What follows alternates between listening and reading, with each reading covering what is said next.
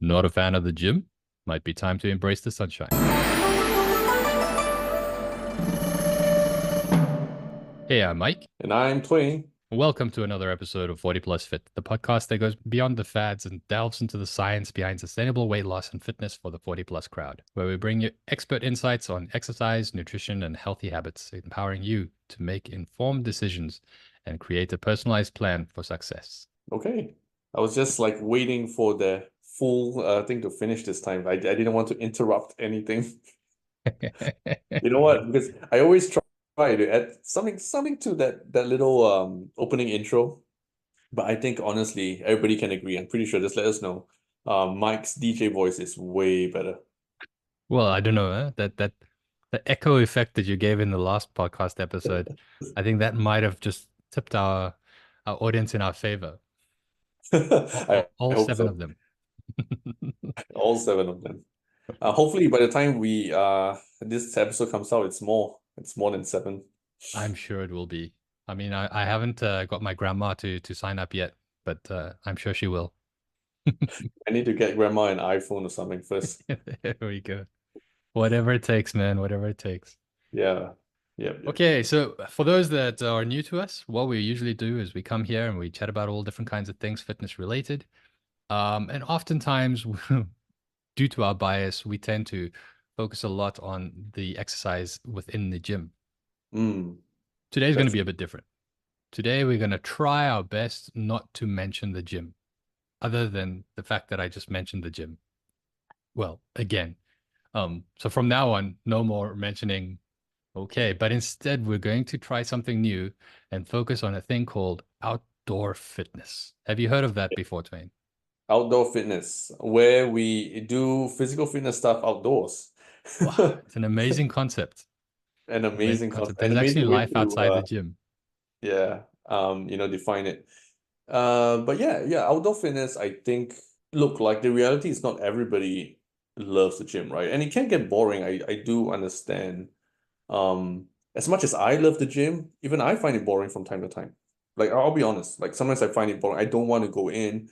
So I can see the appeal, right, of different outdoor fitness modalities that we can discuss, and that's what we're going to do today. We're going to discuss some of the physical benefits, outdoor fitness can give you, and also maybe some of the physical downsides, I suppose.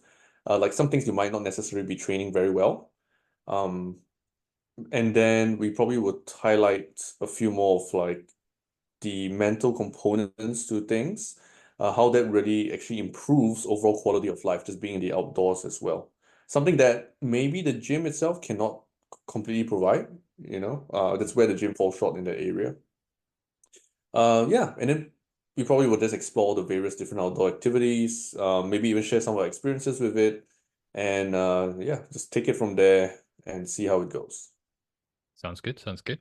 So perhaps we just start off, get hit the ground running, Mm-hmm. and see what are some of the benefits of outdoor fitness. I think one of the big things is that outdoor fitness tends to be quite heavily focused on um, the cardiovascular side of things. Most of the outdoor fitness activities that people would think about, running outdoors, cycling outdoors, hiking, are the typical ones, right? Maybe swimming in the ocean, something of that nature, boarding, kayaking, all these kind of elements tend to focus a lot on the cardiovascular side of things. So, if you are actually what I would say deficient in the cardio side of your fitness equation, let's say you're pretty strong, you lift a lot of weights, but you aren't doing much cardio and you hate cardio. You like me, okay, hate running, right? Then outdoor fitness and outdoor activities essentially are probably the best way to get that kind of cardio conditioning in. So in my case, I like to walk a lot. I like to walk long distances. I like to do a lot of hiking. That's my thing. If I wanted to do anything fitness related outdoors. Biking is also something I enjoy. I think it's quite fun. From time to time when we go and visit different places, we like to see if there's a chance to rent a bike or something. Like when we go to, I think when we went to Canada once, we actually rented a bike to ride around some of the mountainous areas, things like this. In Japan as well, we also rented a bike when we went to um I forgot what the place was. Arashiyama, something like this. It's like a little island-ish past Kyoto. And then we would ride around the whole place, and they had a lot of uphills that we were just trying our best to ride up. It was a workout in itself for sure. Yeah. So I think a lot of the benefits that come from outdoor fitness tend to be very cardiovascular. Not many outdoor activities actually focus a lot on strength building per se. I think strength endurance, maybe, if you talk about like swimming in the ocean, stuff like kayaking, paddle boarding, what else? What else? Rock climbing, Surfing? surfing. Yeah. So there's some of these like strength endurance components to things, but they don't really build up the strength. So I think that's probably one of the downsides to it. But to be honest, if you can handle some of these activities in and of themselves at a decent level, you probably already have a decent baseline level of strength. And while extra strength beyond that would be beneficial, I think it's not entirely necessary, for most people. Again, functional fitness we talked about in the last episode, right? Um, Yeah.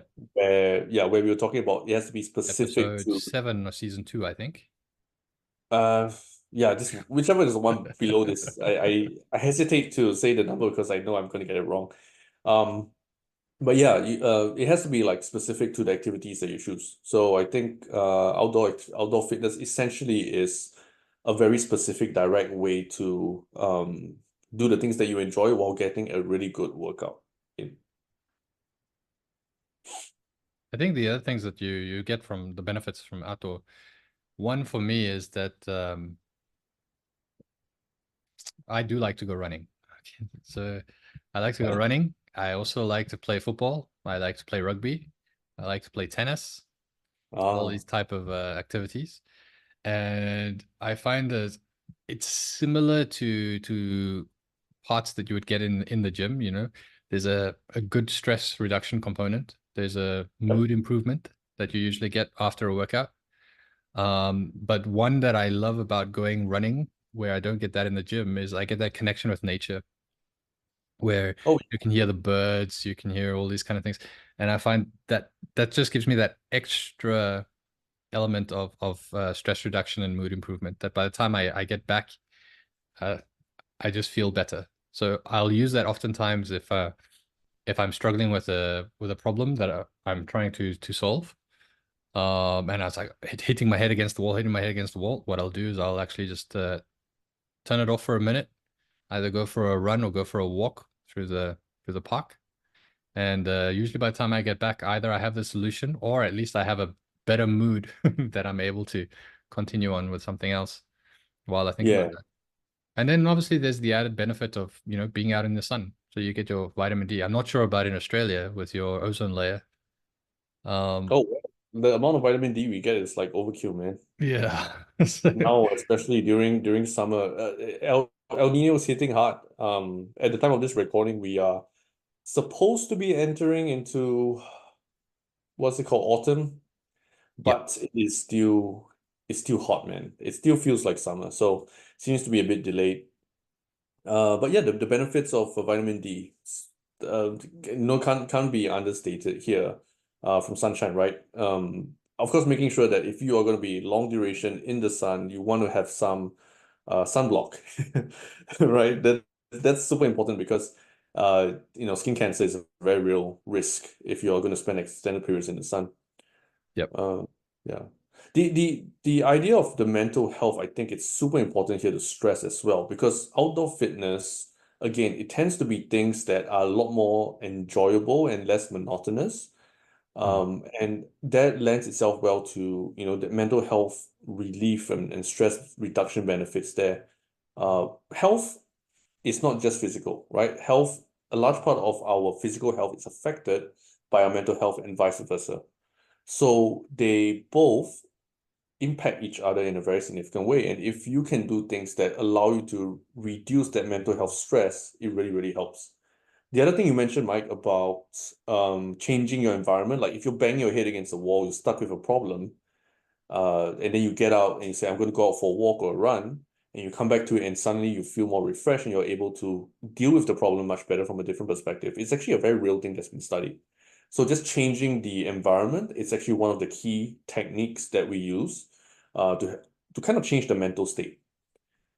Because when we get too locked into something, we've actually reached that point of diminishing returns. And so sometimes we just need to quickly change things up, right? You need to change that mental state so that you can come into it a bit more refreshed. So yeah, so I think that the element of the mental health part is really, really important. Hmm. The Sorry, the last thing here I wanted to say before we move on to the next point is about the connection with nature as well. I think there's a large part to be said about like most of us sitting behind the screen Yeah. for most of the day. And especially for all my friends, right? Most of them are in like Singapore. A large portion of my friends are in Singapore. So they all deal with like a concrete jungle, so to speak. You're always seeing apartments, you're always sitting behind a desk. Everything's too urbanized. It's very nice to once in a while just kind of get out daily, go to the park connectors. Where I stay at in Singapore would be in Punggol. That's where my place is, and there's a very nice park connector there, where it's by the river. So it's really nice to just go by there and take a stroll, get that benefit of that connection. I think Singapore at the moment is the Asia's greenest city. I mean, it's supposed to be, but a lot of it is artificially kind of presented, I would say. Like you have a lot of greenery, but it's not quite nature. You know what I mean? It's Yeah. it's not naturally occurring. Mm. It's very different from like where you're at, Mike. Where I think for you, your side there, it's very much so naturally occurring, right? Yeah. So we have the actual parks. Yeah, like proper, well-formed parks in that Mm. sense. Of course, the upsides and downsides, but the main point here is just the connection with nature, I think. Yeah. Yeah, just being out in the greenery really, really helps. Yeah, and it's something that really it's one of the draw cards that brought us out to where we actually live right now, where before Oh, it'd be more closer into the city. okay. Um, so this would take us more out, and it's something that, having that ability to, as we said earlier, just to go out at any time, you can just go out and walk within this nature. For me, Yeah. it really it's a huge, huge benefit. But Yeah. with that in mind, let's move on to some outdoor activities. Yeah. What are some low impact outdoor activities that people could partake in? Yeah, the easiest ones honestly would be hiking. Just walking out in nature as we were already talking about. Hmm. Um, Swimming in the swimming pool, probably a good idea. That's most likely where people are going to go swimming anyway. Um, Gardening. I'm not sure how many people actually do gardening outside. Like you would think you would do gardening outside, but if everybody living in apartments and stuff, you probably don't do much gardening outside. My father is an avid gardener. Yeah, Oh wow. Like was this back in South Africa or is that's he right. No, in South with you Africa. guys? Yeah, I he's see. got not only a garden, but he's also got a greenhouse, and then he's got Oh shit, wow. yeah, yeah. He's crazy about that. Okay, okay. I don't have a green thumb at all. Like everything I try touch, it just dies. So I didn't inherit anything there, it seems. Yeah, it's funny because right now, as I'm recording this, I'm actually still in the midst of like, finding a house and stuff. And I look at some of the houses that I see, they have this extensive, landscapes, gardens and stuff. And I look at it and to me, it's like, man, if only I had an interest in gardening. That would be a really good deal. But, Yeah, for me, it's a lot of wasted wait space. I'm till you not. hit 40. The interest might come. I'm not too sure. I'm not too sure. Maybe I might follow in your footsteps, right? Like it doesn't seem to be appearing at the moment. So I'm fine. I'm fine with that. I don't need too many plants. I'd rather go out to the nature reserve and just walk around there. Oh, this other one here, very popular. Tai Chi. Tai Ah, Chi, that's the one of right? the old people in the parks, right?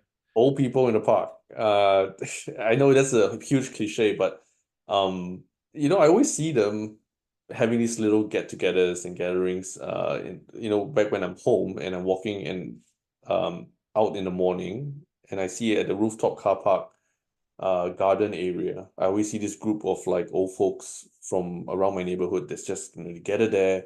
They go through the Tai Chi movements, and it really looks really cool. It looks really cool. It looks like a great way to um start your morning, It could be, to right? You yeah, get into that routine, that mindfulness that you go through, and you can yeah. clear everything and just get every day fresh. Yeah, and these are like we said initially, these are all very low impact things Yeah, because they don't require you to have a super high level of coordination when doing it. And it's enjoyable. I think at the end of the day, it's just really enjoyable. that's right. And I think your recovery from it is obviously much better as well. So Yeah. if we, In fact, if anything, it might enhance your recovery, Mm. if you're doing other more intense activities. Let's say if you're already going to the gym, this might be a good complementary Well, we weren't set of mentioning gym. activities. Remember, we were not mentioning gym this episode. Oh, we're too far gone beyond that already. I've relapsed. We have relapsed. Yeah. Um, okay, but jokes aside, those are some of the low impact stuff.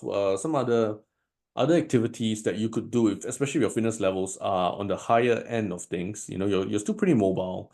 You just haven't really done anything specific. You could probably try biking. I think that's a big one. A lot of my friends So actually. this is moving more into like the moderate impact. Yeah, yeah, for Yeah. sure, for sure. So if your fitness levels are a bit on the higher end, biking is a good one. A lot of my friends, when it's a funny joke that we say nowadays where guys as we enter, I think quarter life, midlife crisis, there are only a few things in Singapore that guys do. They either start rock climbing, they either start doing endurance biking, they start modifying, their cars, they start or they start doing a lot of hiking or something, you know. And I say there's a lot to be said about that, right? Where maybe there's overt commentary on how far everybody's being pushed, in terms of the corporate life or just working or just trying to make a living, surviving in Singapore. Perhaps there's some commentary there that can be discussed. But yeah, back to the main topic though. Outdoor fitness here. Biking is probably one of the most popular options I see, especially road biking.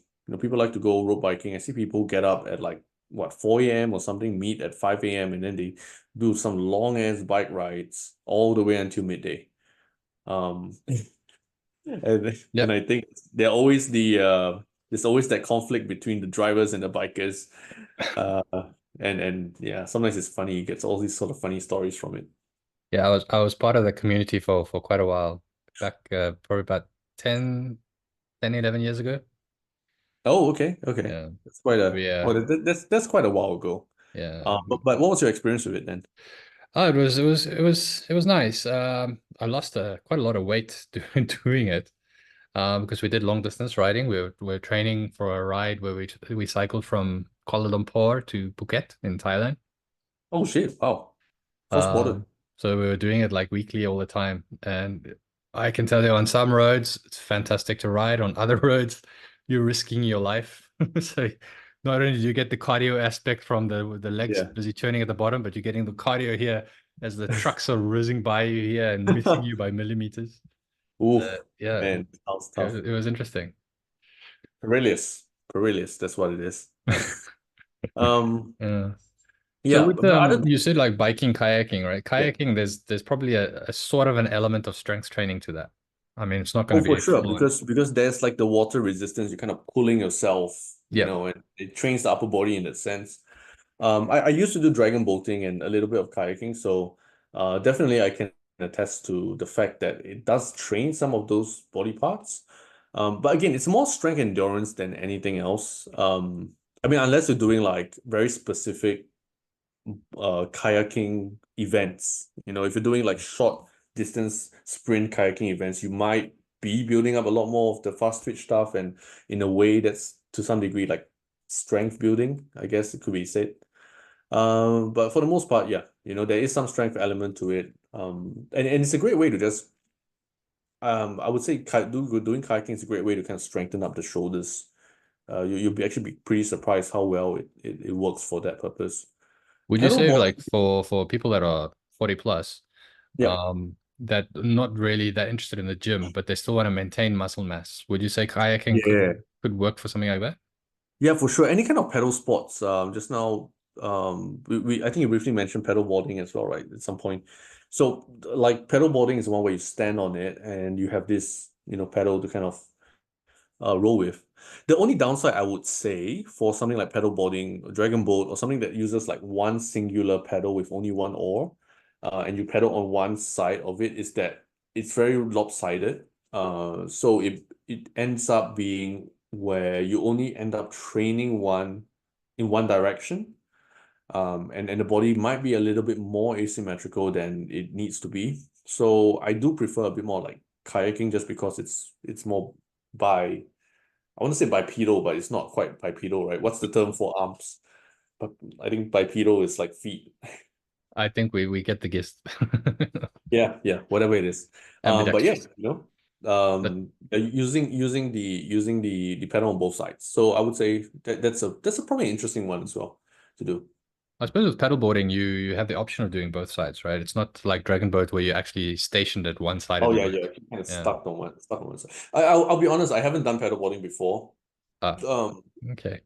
or is wait, I think the term for it is also stand up paddling.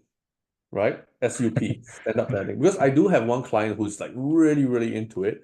She's really good. Like she trained herself up and she started competing in like international competition. So I think she won a couple ones too. Like Wow. really, really good. And this is not with my help or anything. Like I just trained her in strength stuff originally. And Hmm. then once we parted ways, she just developed this interest in this thing on her own. So really kudos to her, man. Nice. Yeah. Now, So if we that's talked about low impact and moderate impact, yeah. what about some high impact? Uh, high impact stuff. High impact stuff. I think it's actually the most common one, which is running. Everybody like thinks about weight loss, and the first thing they think is, I gotta go and run, right? I gotta start Yeah. running. Um, I would say that's not necessarily the case, and running is not going to be the like most effective thing to do, especially if you don't have the fitness for it. Hmm. And I know it sounds funny because like you have to run to kind of like get your fitness, or you might think you run to get your fitness, and that's true. But you also need to make sure that the way you run, is efficient. It is knee sparing, I would say joint sparing. So in terms of technique and all of that. But it's not too difficult to work around that. Okay, so the easy way to work around that is just go on YouTube any kind of basic like beginner running technique video. You'll probably get a couple of really good pointers there. Pick one or two of those things. Usually the first thing is like how do you stride, right? How do you make sure you don't overstride? How do you actually land on your feet? And what's the kind of like gait you want to work with? And then the next thing is like how do you swing your arms and position your torso. And so it's very simple things to kind of work on. So I think that's just something to take note rather than just say, okay, I'm going to go out straight away and just like try to run. you know. It's worthwhile to just watch a quick like I don't know 10-minute video on beginner running tips and then like pick out one thing to try and practice on and just go out and start running then. Yeah. But running when done well, it's pretty good, but it's still quite high impact. A lot of times, when I was starting out in fitness, I my background's actually in rehab. So for the first, I think about 2.5 years, I was doing a lot more rehabilitative work. And we actually saw a lot of people coming with knee issues, which were usually from running. And it's not that they were running wrongly. It's just that a lot of people we saw tended to be people who did marathons or even just like medium. I say medium distance, but really it sounds like long distance, like half marathons or 10Ks, that kind of thing.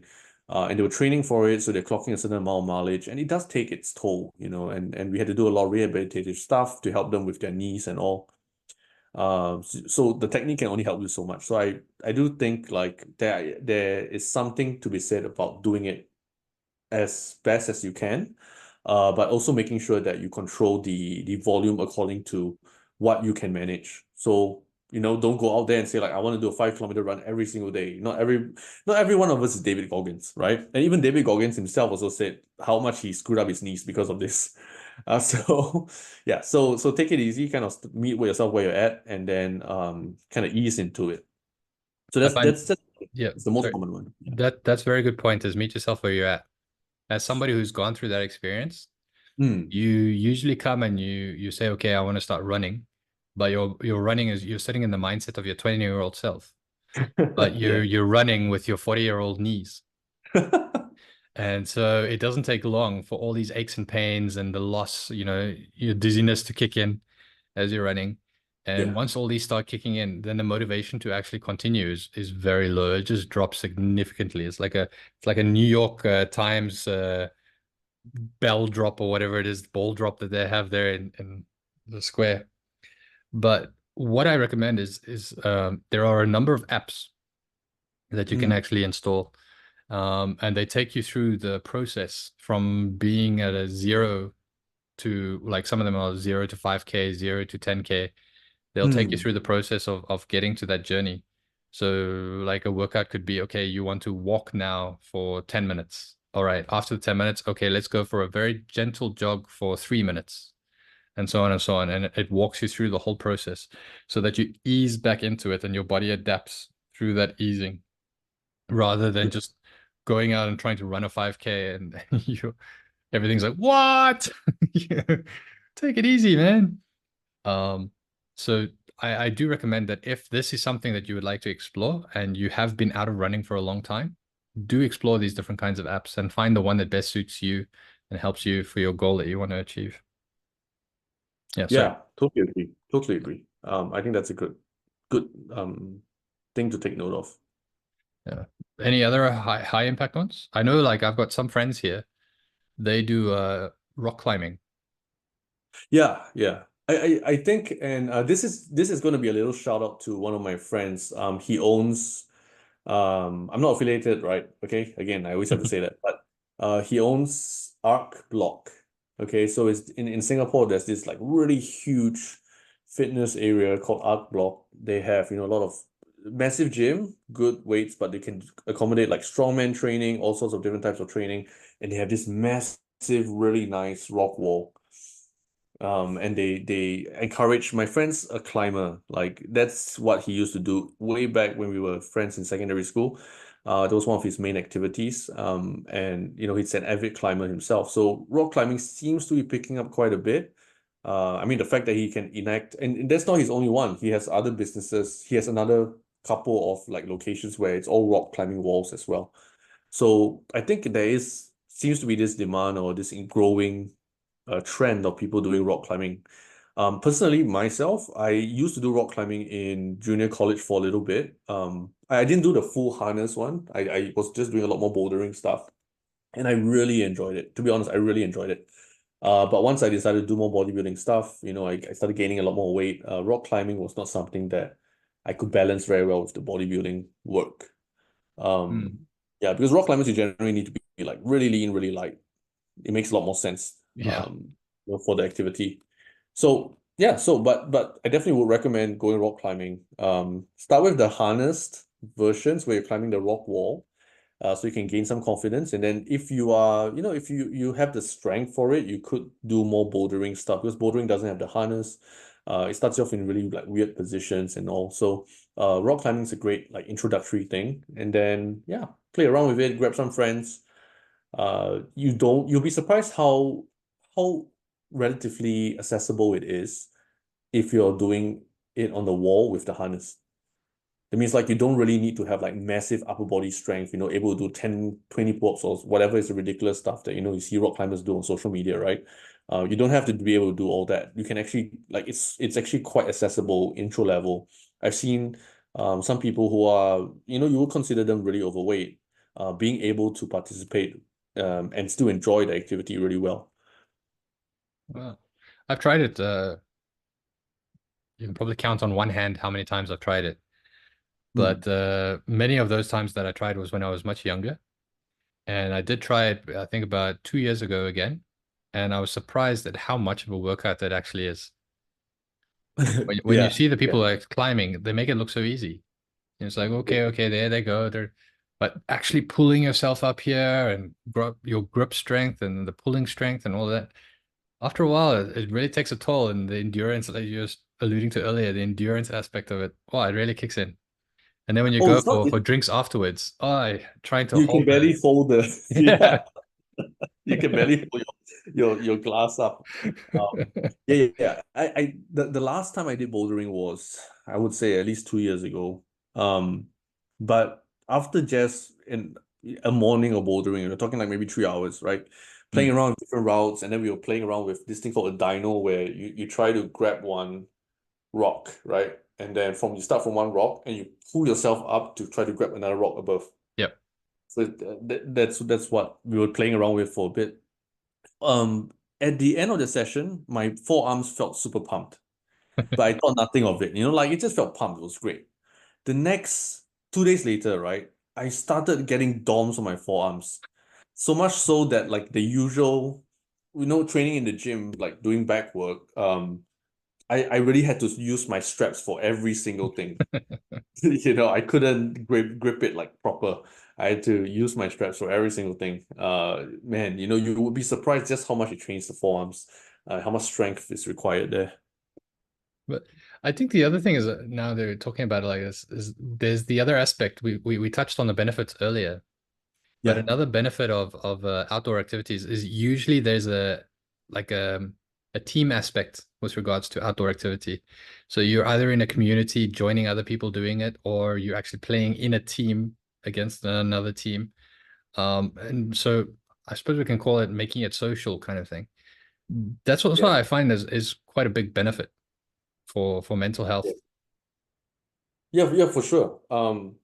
I think we alluded to that earlier when we talked about, how mental health affects the physical health, and how, Mm, like, if you talk about health as a holistic thing, these social, like, humans are social creatures, so having meaningful connections in terms of the actual scientific literature, they have shown that like having meaningful connections in relationships is vital to people's survivability and overall quality of life.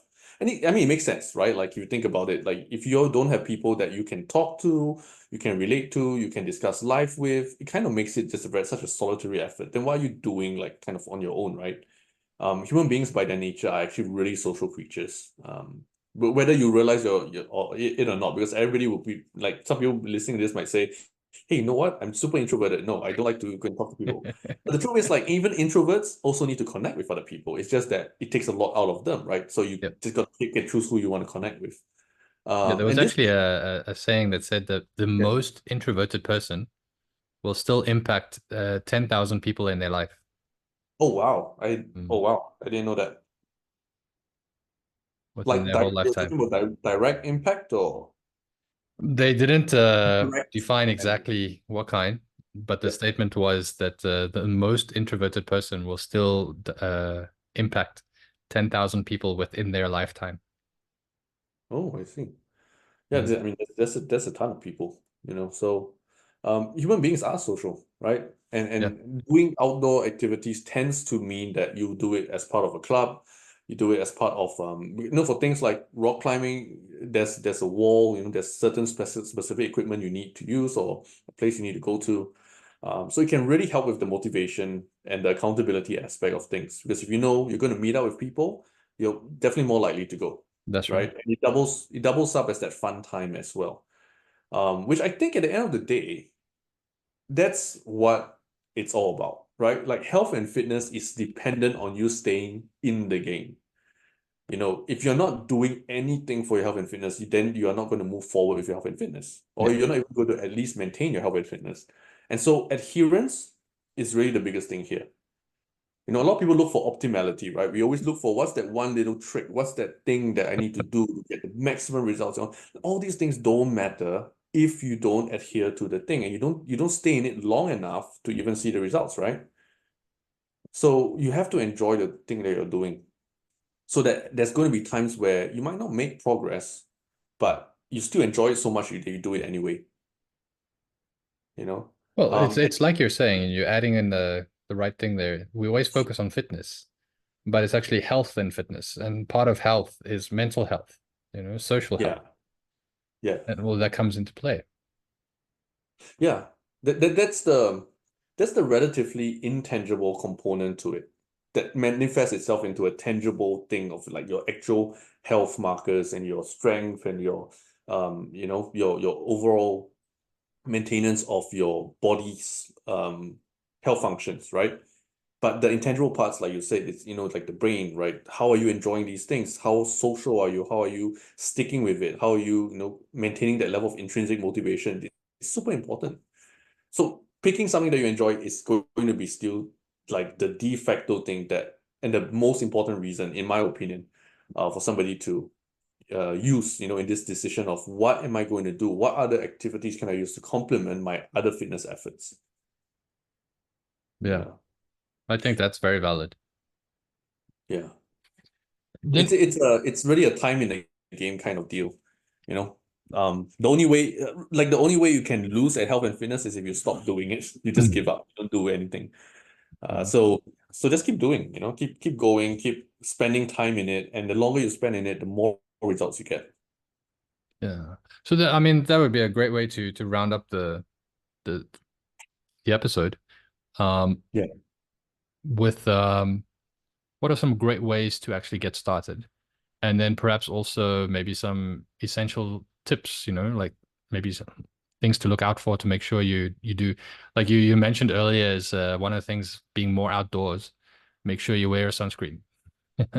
Don't be Yeah. silly. Go out and burn like a roast potato and get skin cancer. So make sure you wear your sunscreen, make sure you wear a hat, all these kind of things. Maybe make sure you drink enough water, but I suppose that would also pertain to any kind of exercise, not necessarily that it's going to be only outdoor.